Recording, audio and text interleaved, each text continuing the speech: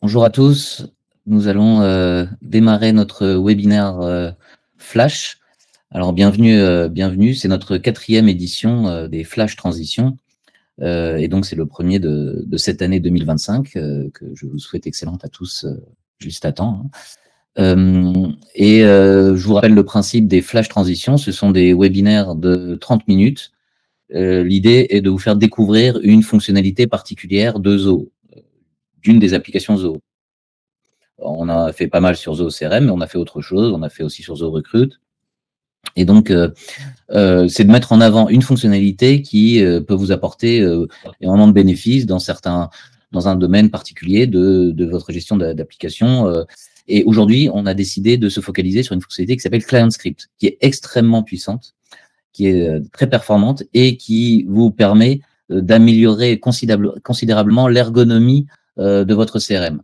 Vous allez voir qu'en fait, ça apporte beaucoup de choses dans vos process, dans la qualité de vos données. On va rentrer dans le détail. L'idée, c'est une fonctionnalité qui nécessite, pour la mise en place, des compétences de développement, puisque c'est du JavaScript. Mais là, l'idée, ce n'est pas de vous faire une formation détaillée sur la façon de faire, et c'est pas non plus destiné uniquement à des développeurs. Aujourd'hui, ce flash vous est destiné pour que vous puissiez avoir des idées sur ce que vous pourriez mettre en place. Ensuite, on est là pour vous accompagner, évidemment. Et puis bon, pour certains d'entre vous qui sont peut-être un peu plus techniques, vous aurez quelques clés pour rentrer dans le développement, mais vraiment, c'est de vous montrer les capacités et que vous puissiez imaginer comment est-ce que ça peut vous aider à mettre en place vos différents processus. Voilà. Je me suis pas représenté, mais voilà, ceux qui participent d'AC Flash me connaissent. Voilà, Guillaume Lévy, je suis un des fondateurs de Transition et je suis accompagné aujourd'hui de Florent Mouton, chef de projet chez Transition, qui va vous faire le webinaire. Quelques rappels pour le webinaire. Donc, les micros sont coupés. Vous pouvez poser vos questions en cliquant sur le petit icône avec le point d'interrogation. Et soit on arrive à répondre au fil de l'eau, soit on garde les questions pour la fin. Voilà, on essaiera de garder de toute façon 5 minutes à la fin pour pouvoir vous traiter l'ensemble de vos questions. Voilà, donc je laisse la main à Florent pour la présentation. Et merci et bonjour à tous et bonne année également. Alors comme tu l'as dit Guillaume, le Client Script c'est des bouts de code en JavaScript et ça va permettre de personnaliser et d'étendre des fonctionnalités de l'interface de CRM. Donc ça permet d'automatiser des tâches directement dans le navigateur pour améliorer l'expérience utilisateur et la qualité des données par exemple. Alors avant de vous présenter un peu différents cas, comment se déclenche un client script? Alors un client script, contrairement à des workflows en deluge que vous pouvez connaître, ça va se déclencher suite à des actions humaines. C'est-à-dire, lorsque je crée un enregistrement, j'ouvre une page, là vous allez avoir la possibilité de déclencher des client scripts. Lorsque je modifie un enregistrement, c'est la même chose. Lorsque tout simplement j'ouvre une page quelconque, il peut y avoir un message qui apparaît à ce moment-là. De la même façon, je clique sur un bouton, je passe une transition d'un blueprint. Bref, des actions humaines. Donc ça veut dire quoi? Ça veut dire que typiquement, si vous avez des champs de date, ça ne va pas déclencher un client script. On ne va pas dire, 10 minutes après, il y a une action client script qui va se déclencher. Ça, non, ce n'est pas une action humaine. Ni même lorsqu'un enregistrement est créé ou modifié via une fonction, à la suite de ça, il ne peut pas se déclencher un client script. C'est réellement une action humaine qui va permettre de générer ces client scripts. L'utilité d'un client script, c'est que ça va permettre d'aller au-delà des fonctionnalités natives de Zoho CRM, notamment les workflows qui se déclenchent une fois que vous avez enregistré votre page. Vous pouvez déclencher le workflow, déclencher des fonctions, des notifications, mais sauf qu'il faut attendre que vous ayez enregistré. Ce qui fait que potentiellement, si vous avez saisi une mauvaise information, elle est saisie. Et du coup, la fonction se déclenche à la base d'une mauvaise information. Le client script, lui, va éviter ça. On va le voir un peu plus tard. De la même façon, les boutons, peut-être que vous connaissez les boutons qui sont des fonctionnalités natives de Zoho, vont pas pouvoir prendre de paramètres en entrée, ce que fait un client script, même si le bouton va permettre de régénérer, rafraîchir votre page, ce que fait aussi client script, lui, la limite, c'est qu'il ne peut pas prendre de paramètres en entrée.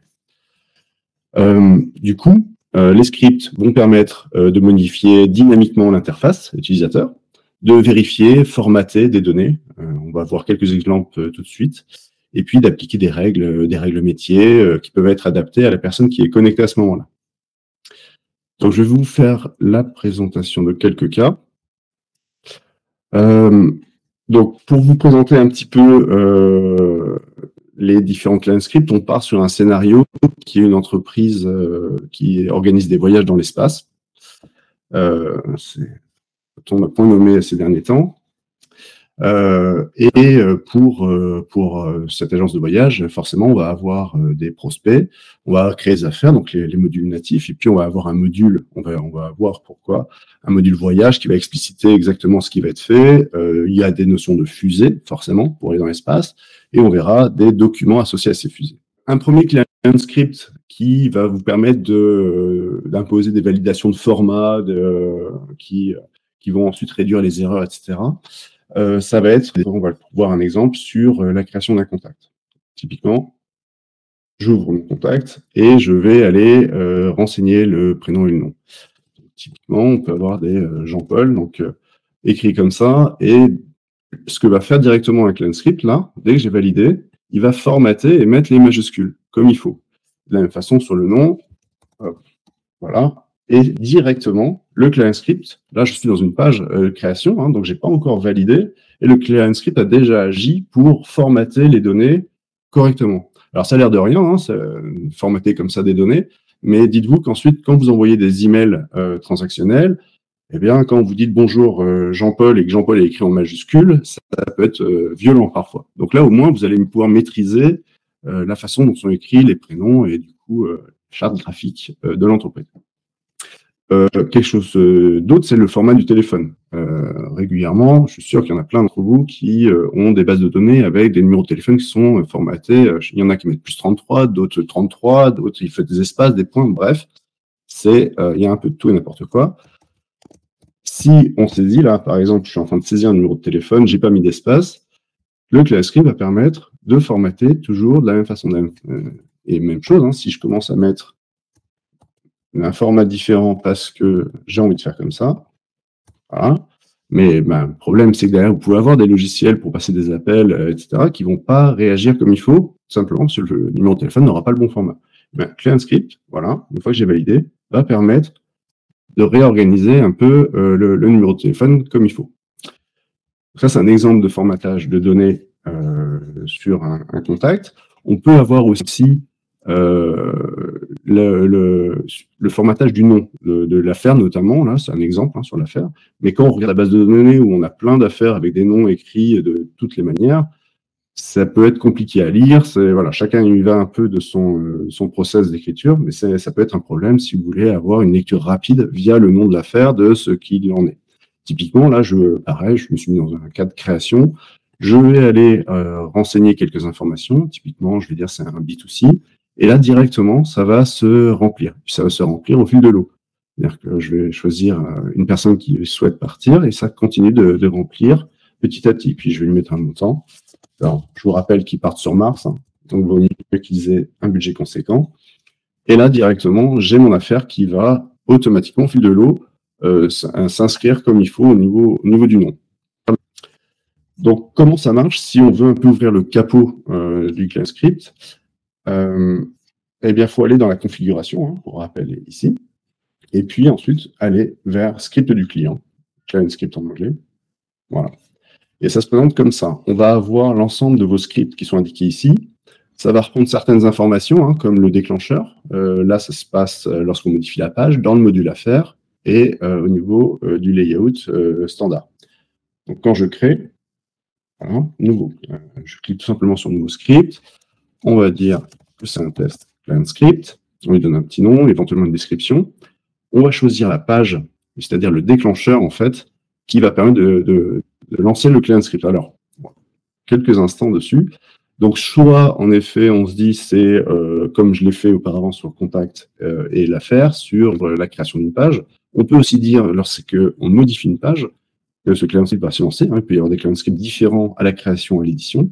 Le clonage d'une page, on peut le faire sur les vues listes également, sur les canevas, on en reparlera un petit peu après, et puis voilà, sur le détail quand on est directement dans l'enregistrement.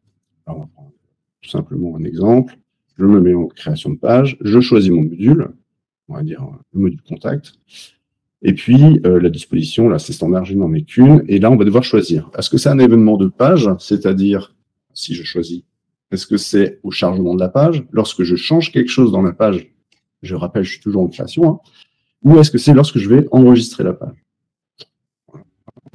Et puis, il y a aussi l'événement champ, c'est-à-dire que là, on va choisir le champ qui va déclencher le client script. Donc, c'est soit lorsqu'on change le champ, soit lorsqu'on commence à le taper. Je vais prendre un exemple d'événement de page où on va aller au chargement de la page. Voilà. Créer notre client script. Alors, rapidement, ce qu'on peut y trouver, c'est ici la zone où on va aller rédiger le client script.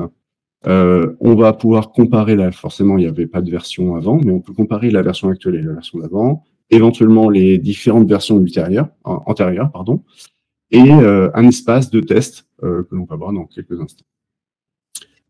Autre chose très intéressante, c'est la bibliothèque ici. Je vous encourage à y passer un peu de temps, pour ceux qui ne savent pas quoi lire le soir, mais vous avez de l'information dedans qui est sur tout ce qui est possible de faire via un client script, hein, sur les records, sur la base de l'utilisateur, c'est de remonter qui est l'utilisateur actuel, etc. Et par exemple, ce qu'on peut faire, c'est de faire apparaître des fenêtres pop-up dans un enregistrement. Donc là, pour vous montrer un peu comment ça fonctionne, je clique sur la chose, et puis vous avez déjà des exemples qui sont préétablis. Donc je copie simplement le code, là, je ne vais pas m'embêter, et je le colle. Là, typiquement, je vais changer le message. Hop. Bonjour. Allez bien. Voilà. Quelqu'un de poli qui demande, lorsqu'on ouvre, si ça va. Et là, hop, on peut écrire les réponses. Parfait. Moyen. Hein. Toujours les personnes ne sont pas très heureuses.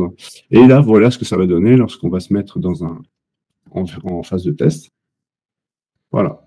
Typiquement, ça montre, là, dans la phase de test, je viens d'ouvrir la page et directement, vous avez le message. Allez-vous bien. C'est parfait. Voilà.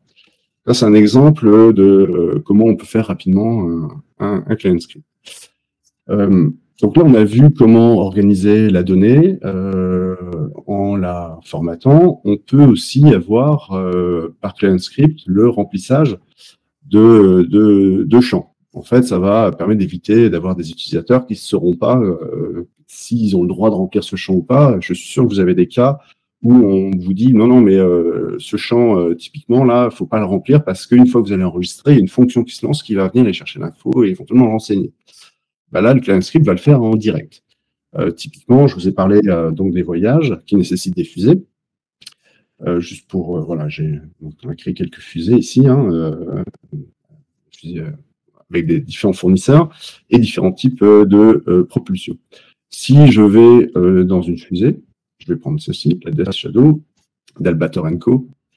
J'ai envie de lui associer des documents. Les documents, ça va être des plans, des procédures de maintenance, etc. Mais ce sont des documents qui doivent être associés à cette fusée.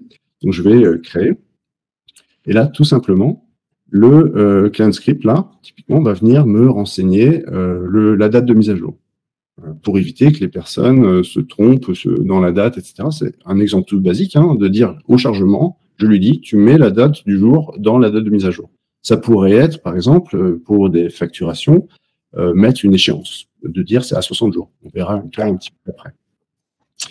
Un autre exemple plus probant encore, c'est de dire lorsque je vais créer un voyage, une mission particulière, avec des dates précises. Donc l'an prochain, je vais envoyer 4 personnes sur Mars.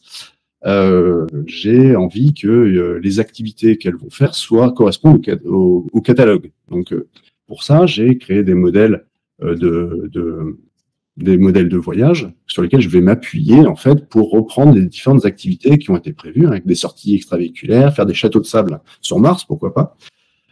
Et du coup, lorsque je vais créer un voyage, je vais lui dire que ce n'est pas un voyage modèle que je crée, mais une vraie mission, un voyage opérationnel. Et je vais lui dire, bon, ben voilà, alors déjà, avant même de vous présenter la chose, un petit aparté. Là, ce que vous êtes en train de voir avec le tooltip, c'est du client script. C'est-à-dire que ça, je lui ai dit, ben, quand tu passes au-dessus, tu montres un type de texte donné. Et donc, pour finir, là, pour l'activité spatiale, au lieu de demander à chacun de devoir renseigner à la main, et puis bien sûr de se tromper, on est tous humains, ou alors, pire, de comment prendre du temps, de ne pas savoir comment réagir à ce que je le remplis celui-ci. Non, je ne dois pas le remplir, mais lui, oui. Bon, faisons plus simple. Hop, on va aller cliquer là. Et dès que je valide, voilà, ça récupère les informations qui sont relatives à celui qu'on a vu juste avant, le modèle voyage sur Mars. D'accord? Et donc, bien sûr, si je change, hop, c'est d'autres activités. À chaque mission sont ses activités. Ça évite réellement de se poser la question ou d'attendre, parce que qu'est-ce qui se passe avec un workflow? Vous allez enregistrer, ça va aller chercher l'information, ça va vous remplir, et en plus, ça ne va même pas rafraîchir la page, donc vous ne verrez pas le sous-formulaire renseigné. Là, c'est le cas. Du coup, ça... pour les utilisateurs qui sont des anciens clients, cette fonctionnalité-là, elle existe depuis quelques années déjà, mais avant, on avait l'habitude de faire l'ensemble de ces actions-là par des workflows et des fonctions, et donc qui s'exécutaient après la création, après l'action d'enregistrement, qu'on utilise encore très régulièrement. Et puis, on voit en surbrillance des champs qui sont modifiés, mais c'est vrai que ça dynamise énormément la page. Et comme son nom l'indique, ClientScript, donc ça s'exécute au niveau client, donc au niveau du navigateur. C'est ce que disait tout à l'heure, enfin, en introduction, Florence, c'est que il faut qu'il y ait une action humaine. Donc là, dès qu'il y a une interaction, on peut exécuter. Et donc là, ça change complètement l'ergonomie et l'utilisation par l'utilisateur final. Oui, tout à fait. Et puis, alors, tu as raison, hein, par workflow, tu as des champs en surbrillance qui apparaissent, mais pas sur les sous-formulaires. Les sous-formulaires, tu ne le verras pas qui vont être remplis. Du coup, tu es obligé de relancer la page. Du coup, là, ça, c'est un vrai game changer. Exactement. Donc, ouais, je disais, ça permet d'éviter de la saisie, de ne pas savoir comment se comporter, de faire des saisies qui vont être écrasées de toute façon. Mais le ClientScript permet, et ça c'est assez important, d'éviter des erreurs avant qu'elles ne se produisent. Là, ce que je vous disais, c'est que jusqu'à présent, avec les workflows, vous saisissiez, vous vous trompiez, vous enregistrez, l'erreur est déjà faite. En fait, si vous vous trompez dans un champ date, typiquement, c'est trop tard. On peut pas mettre, ça va prendre l'information et déclencher la fonction. Le ClientScript va permettre d'anticiper cette erreur. Alors, je vais revenir sur ma fameuse fusée. Hop. Oui, je quitte la page. Juste pour info, il reste 10 minutes. Hein. Je vais accélérer. Voilà, j'y suis. Merci, maître du temps. Là, typiquement, je vous ai dit tout à l'heure qu'il y avait des documents qu'on allait associer à des fusées. Et bien sûr, le plan de maintenance d'une fusée, d'un certain type de fusée, n'est pas le même que pour un autre type de fusée en fonction des réacteurs, etc. Bon, on va supposer, hein, mais j'imagine fortement que c'est le cas. Du coup, ce qu'on va faire, c'est qu'on va... moi, j'ai un module spécifique avec l'ensemble des documents, en fonction du type de fusée. Et j'ai des fusées qui eux-mêmes correspondent à des types. Typiquement, lorsque je vais vouloir associer un document à une fusée, je vais aller choisir parmi une liste de documents. Et là, vous voyez qu'il n'y en a que 3 qui apparaissent, contrairement à tout ça qui pourrait apparaître. Tout simplement parce que je vais filtrer les propositions qui sont faites dans ce champ recherche en fonction du type de fusée qui a été choisi ici. Typiquement, là, vous voyez, j'ai plan DS2, mais si je choisis une autre fusée, la New Orion, les plans proposés sont différents. Comme ça, vous allez éviter d'associer un mauvais document à une fusée ou un document qui ne correspond pas. Là, ça permet vraiment d'avoir quelque chose de dynamique qui évite réellement les erreurs. De la même façon, si je reviens sur mon affaire tout à l'heure, on a vu que ça pré-remplissait très bien, mais on peut faire quelque chose d'autre. Dire si mon budget est trop faible, 3 000 € pour partir sur Mars, vous allez me dire il existe une fonctionnalité native qui bloque si on met en dessous d'un certain montant. Oui, mais voilà, potentiellement, ça peut ne pas être une erreur, mais quelque chose on va alerter la personne en disant est-ce que vous êtes sûr du montant? Et puis si je dis oui, je suis sûr, c'est bon, ça reste. Mais alors que les autres blocages, vous ne pourrez pas. Par contre, si je mets non, ça ne va pas, c'est effacé. Donc réellement, on va permettre comme ça d'éviter les erreurs de saisie. Et puis, bien sûr, on va pouvoir agréger un peu toutes ces fonctionnalités. Et c'est réellement pour moi une plus-value du ClientScript de pouvoir guider l'utilisateur plutôt que de rappeler à l'utilisateur d'aller voir des process dans un book de process de 3 pages pour savoir comment faire telle ou telle chose. Là, on va le guider. Je vais prendre un exemple. J'ai créé une interface qui rassemble les éléments que l'on va facturer aux passagers. Donc là, j'ai décidé que cette personne, j'allais lui vendre une paire de moon boots pour aller dans l'espace. Et puis lui, il a pris un voyage vers la Lune, donc je vais lui facturer un voyage vers la Lune.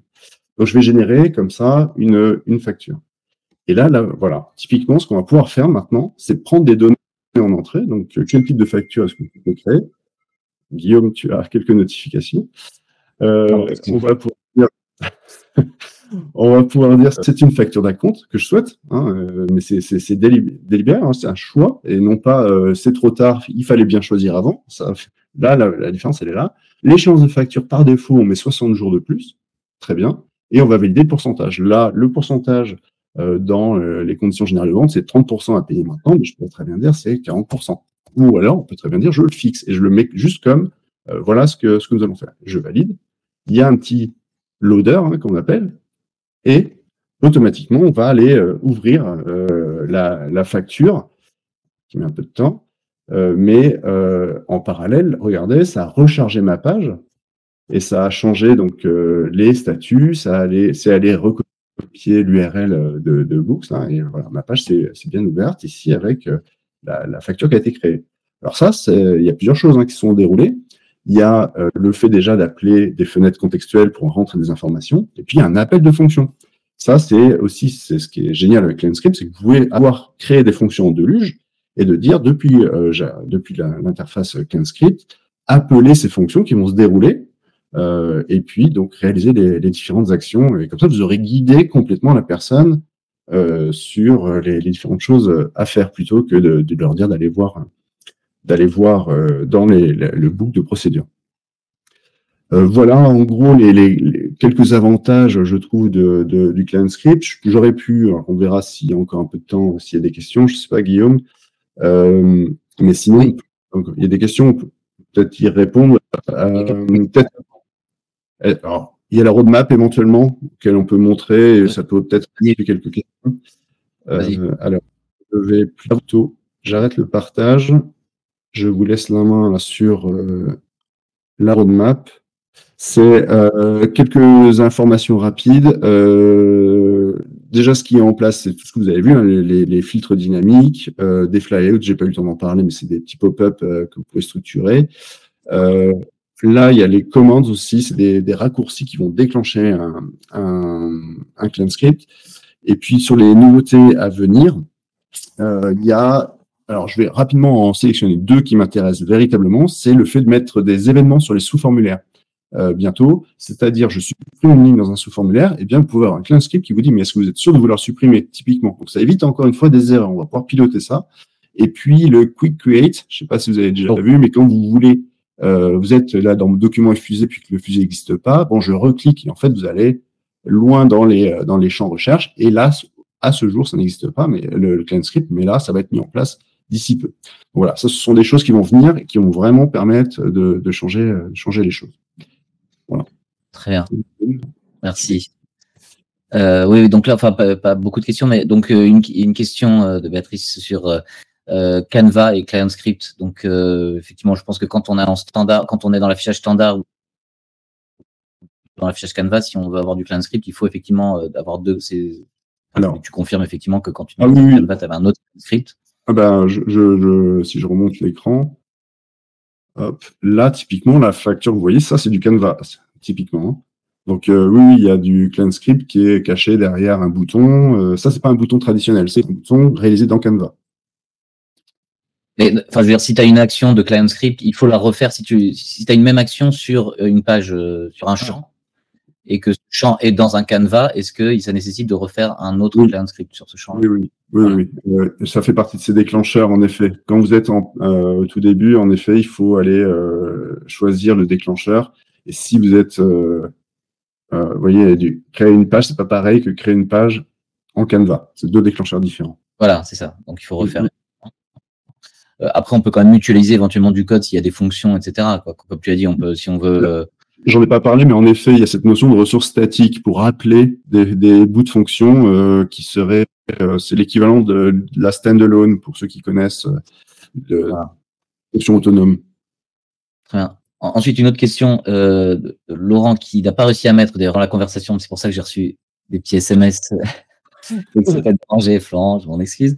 Est-ce qu'on peut le faire ça effectivement dans un devis? Par un cas, c'est je mets un article dans un devis. Alors, on parle des devis CRM, hein, c'est pas dans Books. Hein, donc, dans un devis CRM, on ajoute une ligne et automatiquement une autre ligne de produit est rajoutée.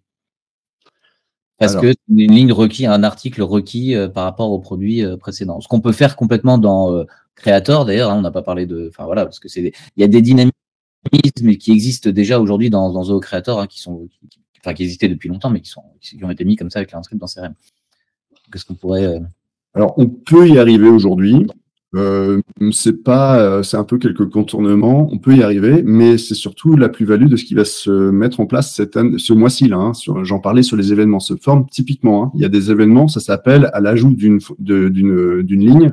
C'est un déclencheur. Donc, ce sera beaucoup plus propre et utile là dans quelques jours, hein, dans quelques semaines. Très bien. Il y a une autre question, qui n'a pas été complètement posée, mais en tout cas, il y aura des questions sur Blueprint. Donc, c'est un petit peu décalé. Si vous voulez quand même poser la question, vous pouvez, mais on fera très certainement un flash transition sur le Blueprint, alors qui est une fonctionnalité qui est très répandue, que beaucoup d'entre vous utilisent, mais qui évolue aussi beaucoup. Donc, ça vaudra le coup sans doute de faire un flash sur le. Ouais, oui. Guillaume, rapidement, on parle de Blueprint, CleanScript. On peut même combiner les deux.